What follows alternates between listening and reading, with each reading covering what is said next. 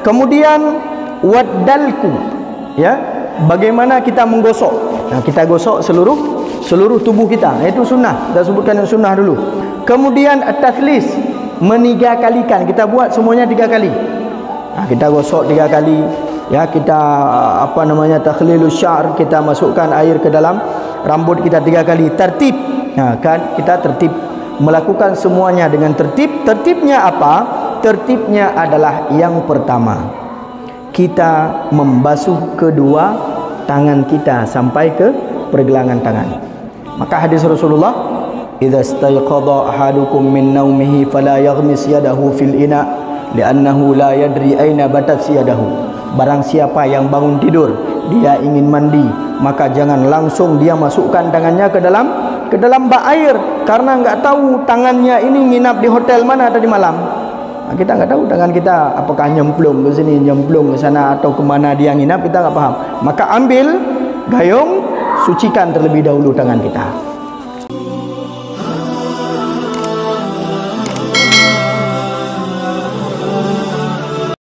Rasulullah sallallahu alaihi wasallam, nah ini harus kita paham ini. Pendapat kebanyakan para ulama menyebutkan Rasulullah sallallahu alaihi wasallam tidak lahir lewat kemaluan. Beliau lahir secara sesar. Nah, ini disebutkan di dalam kitab. Kenapa? Rasulullah itu suci. Manusia terbaik tidak mungkin keluar daripada tempat yang jadi Rasulullah lahir dengan sesar. Sesar yang pertama siapa? Rasulullah sallallahu alaihi wasallam. Maka dibaca dalam kitab Al-Barzanji, di situ disebutkan, atau dalam kitab-kitab kisah atau sejarah Rasulullah sallallahu alaihi wasallam yang menyebutkan ketika Rasulullah itu akan lahir, ya, dari ibundanya Aminah datang Sayyidatuna Maryam, datang Sayyidah Asiyah, istrinya Fir'aun, ya, membantu lahiran terhadap Siti Aminah, ibunda Rasulullah sallallahu alaihi wasallam, dan beliau lahir secara sesar, tidak dari kemaluan seorang perempuan. Subhanallah. Nah, coba lihat, ini keistimewaan yang diberikan oleh Allah kepada Nabi kita Muhammad sallallahu alaihi wasallam. Nah, maka ini adalah sebab di mana seseorang itu diwajibkan mandi. Salah satu daripada sebab ini ada pada kita, maka wajib mandi. Kemudian ada pembahasan tentang masalah khurujul mani, atau keluarnya air mani. Apakah mani itu suci atau tidak? Misalnya terkena di baju kita solat ini. Kita sedang duduk di masjid, kemudian kita iktikaf lah dalam bulan Ramadan, kan ada iktikaf. Nah, maka begitu ada terkena air mani di baju atau di sarung kita, apakah sarung tersebut boleh dibawa solat?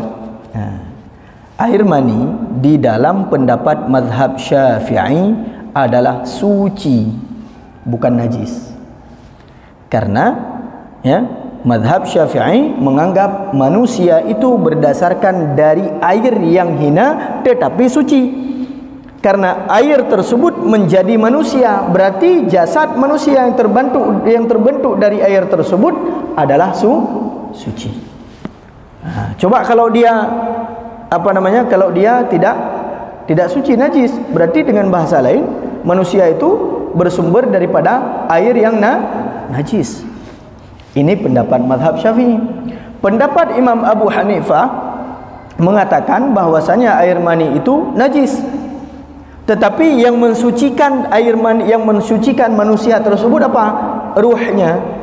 Nah, ruhnya yang mensucikan. Sehingga ketika ditiupkan ruh ke dalamnya, maka sucilah manusia tersebut, karena Allah yang memerintahkan kepada malaikat, nafakha fihi ruh, yang ditiupkan ke dalamnya ruh atas dasar perintah Allah Subhanahu wa taala. Maka sucilah manusia itu. Maka di dalam mazhab Syafi'i, apabila ada air mani yang terkena di sarung kita sudah kering, maka boleh dikerok, kemudian itu boleh dibawa untuk solat, dan solatnya sah.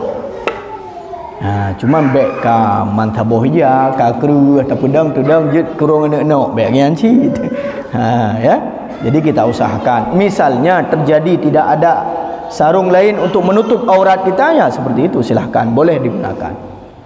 Ya. Sedangkan dua air yang keluar seperti air mani namanya wadi dan mazi. Ini harus kita bedakan. Ada dua air yang keluar daripada laki-laki selain daripada air mani. Apa itu? Yang pertama wadi. Wadi ini adalah air yang agak kekuning-kuningan.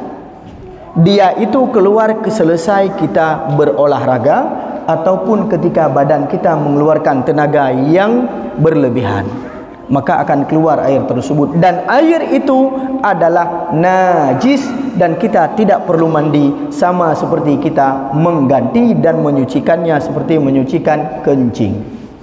Ini wadi. Ada satu lagi namanya mazi. Mazi ini dia putih, agak kental tetapi lebih lebih putih daripada, lebih jernih daripada mani itu sendiri. Namanya mazi. Kapan dia keluar? Ketika ada syahwat yang kita fikirkan. Jadi kita sedang duduk, naudzubillah, misalnya ada HP begitu, trap dah keluar. Itu bukan mani. Itu adalah mazi. Maka mazi itu juga najis. Sama seperti kencing dan wadi, dia disucikan sebagaimana kita menyucikan air kencing, dan yang terkena pada baju kita itu adalah najis, tidak boleh dibawa ke dalam solat. Ini harus dapat kita bedakan antara tiga air ini, karena tiga-tiganya ini kental. Tiga-tiganya ini ya sering ya keluar daripada seorang laki-laki. Baik, hadirin yang dimuliakan oleh Allah Subhanahu wa taala, ini yang mewajibkan mandi ya, yang kelima. Kemudian ada satu lagi yang keenam, bukan orangnya yang mandi tetapi dimandikan. Siapa itu? Mati. Orang yang mati. Orang mati ini harus dimandikan. Maka yang enggak pernah mandi seumur hidupnya ketika mati pasti mandi. Dia enggak pernah mandi seumur hidupnya, ketika mati dia pasti mandi. Maka jenazah yang meninggal atas nama dia seorang muslim, maka wajib dimandikan. Ustaz, dia enggak solat, wajib dimandikan kalau dia seorang muslim. Itu fardu kifayah kepada ya orang-orang di sekelilingnya. Kalau tidak ada yang melakukan, maka semuanya berdosa. Coba lihat. Ini ketentuannya. Ya, ini adalah mandi wajib. Ditambahkan di dalam mazhab Malik, ya, orang yang non muslim atau orang yang murtad kemudian masuk ke dalam agama Islam, ini juga wajib mandi menurut mazhab Imam Malik. Tetapi yang disebutkan oleh mazhab Asy-Syafi'i adalah 6 yang mewajibkan seseorang mandi. Yang pertama, berhubungan suami istri. Yang kedua, khurujul mani, ya, keluarnya air mani baik secara langsung atau secara mimpi dan sebagainya. Kemudian yang ketiga, haid. Yang keempat, nifas. Yang kelima, melahirkan atau wiladah. Yang keenam adalah mati.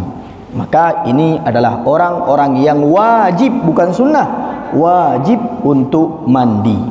Ini hal yang pertama. Kemudian cara mandi atau fardu mandi. Arti fardu mandi atau yang disebut dengan rukun mandi. Rukun mandi.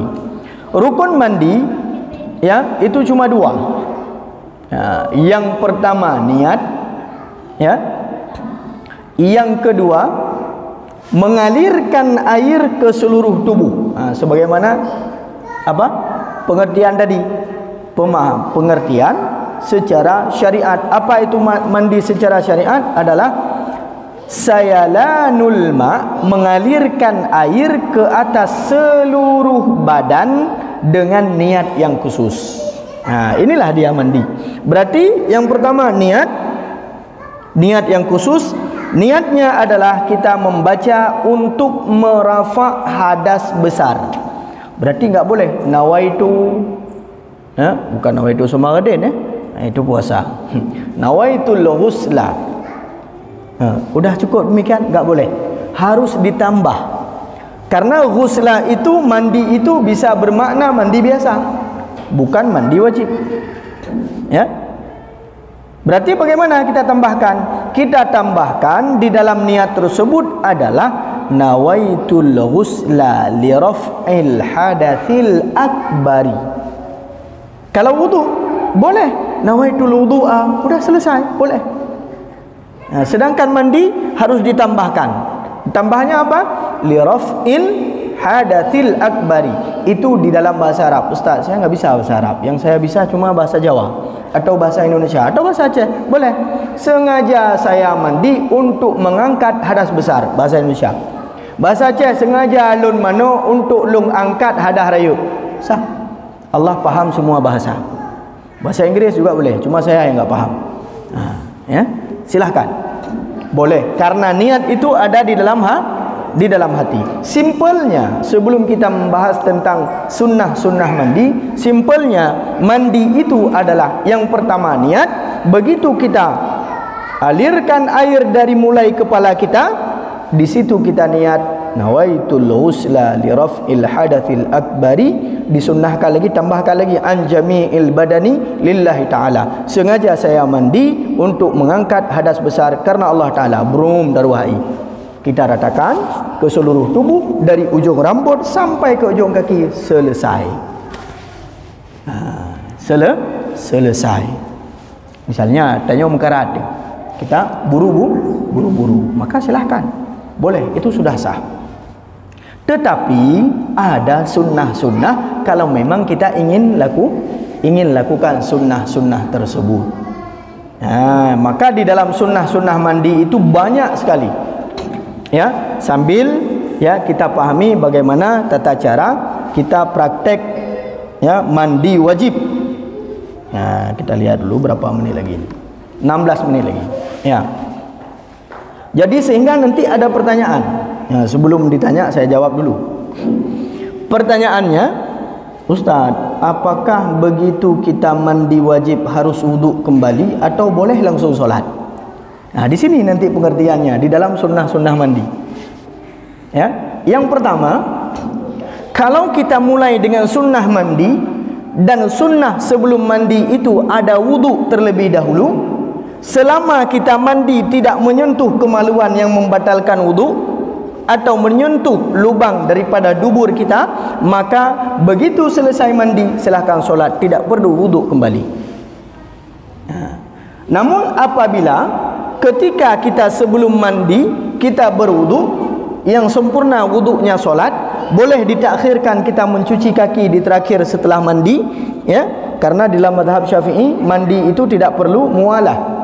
Boleh kita cicil mandi itu, boleh. Nah, coba lihat, mandi itu boleh dicicil. Pertama kita basuh kepala. Begitu selesai basuh kepala, cari sampo. Enggak tahu sampo saya di mana, ini udah jalan sana jalan sini enggak dapat. Akhirnya udah 2 menit kita suruh beli lagi. Dek, nak beli sampo dulu. Kita tunggu enggak pulang-pulang. Rupanya ngopi dia tu. Selesai ngopi baru dia pulang, bawa pulang sampo. Kita lanjut lagi ya, membasuh dari atas, dari bawah kepala hingga ke ujung kaki. Boleh, sah dalam mazhab Syafi'i. Tetapi kalau kita berkesinambungan itu lebih baik. Nah, di situ kita dapat pahami ketika kita berwudu terlebih dahulu, kemudian tiba-tiba di dalam mandi itu enggak sengaja kita menyentuh kemaluan, baik kemaluan kita maupun kemaluan orang. Kemaluan kucing enggak apa-apa. Begitu kita menyentuh tersebut sudah batal, enggak boleh kita selesai mandi langsung solat karena wudhu tadi sudah batal.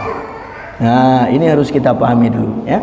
Karena wudhu ini berbeda dengan mandi. Kalau mandi seluruh badan, wudhu itu anggota khusus. Maka kemarin kami sempat diskusi sama Pak Kamintal. Ustaz, begitu kita masuk kolam renang ya, kita niat mandi wajib. Apakah sah mandi kita? Sah. Begitu kita masuk kolam renang, kita niat wudu, apakah sah? Tidak sah. Kecuali kita menyengaja membasuh anggota yang diperintahkan di dalam wudu. Begitu masuk kolam renang, bismillahirrahmanirrahim. Itu air segini, sambil kita berenang gaya apa itu? Gaya bebek. Ya. Kita basuh ini semua, muka kita, tangan kita, rambut kita, kita sengaja. Walaupun kita nyelam, kita nyelam, kita itukan air di atas rambut kita, kemudian kaki. Kita sengaja basuh kaki kita walaupun dalam air, maka wuduk baru sah. Sedangkan mandi, begitu kita nyemplung ke dalam air, kemudian kita ratakan seluruh badan kita sudah pasti kena air, maka di situ mandi wajib kita sudah selesai. Ini bedanya. Ya. Maka cara mandinya bagaimana? Kita mulai dengan yang sunnah. Ya, mulai dengan yang sunnah. Yang pertama adalah berdiri. Kita langsung, ini maaf nggak ada air. Jadi kalau mandi sekarang itu ada dua. Ada mandi dengan gayung, dengan timba, ada mandi dengan shower. Tapi kita bilang aja dua-duanya ini. Yang pertama qiyam, kita berdiri. Berdiri lebih baik. Kenapa? Seluruh anggota tubuh kita terbuka. Kalau duduk mungkin lipatan ini tidak terbuka. Berdiri kemudian menghadap kiblat, menghadap ke arah kiblat. Ini saya praktekkan menghadap ke timur, bukan menghadap kiblat. Kalau menghadap ke sana nggak nampak nanti. Jadi menghadap kiblat, sempurna menghadap kiblat. Dah. Kemudian yang ketiga kita wudu. Kita berwudu. Kemudian ya, ta'ahudul ma'atif, kita basuh sela-sela daripada ketiak, telinga di sini, belakang telinga, ini sela-sela yang agak-agak sempit itu kita basahkan semuanya. Ini secara berurutannya ya. Kemudian waddalku, ya, bagaimana kita menggosok. Kita gosok seluruh tubuh kita. Itu sunnah. Kita sebutkan yang sunnah dulu. Kemudian at-tathlis, menigakalikan. Kita buat semuanya 3 kali. Kita gosok 3 kali. Ya, kita takhlilus syar, kita masukkan air ke dalam rambut kita 3 kali. Tertib. Kan kita tertib melakukan semuanya dengan tertib. Tertibnya apa? Tertibnya adalah yang pertama, kita membasuh kedua tangan kita sampai ke pergelangan tangan.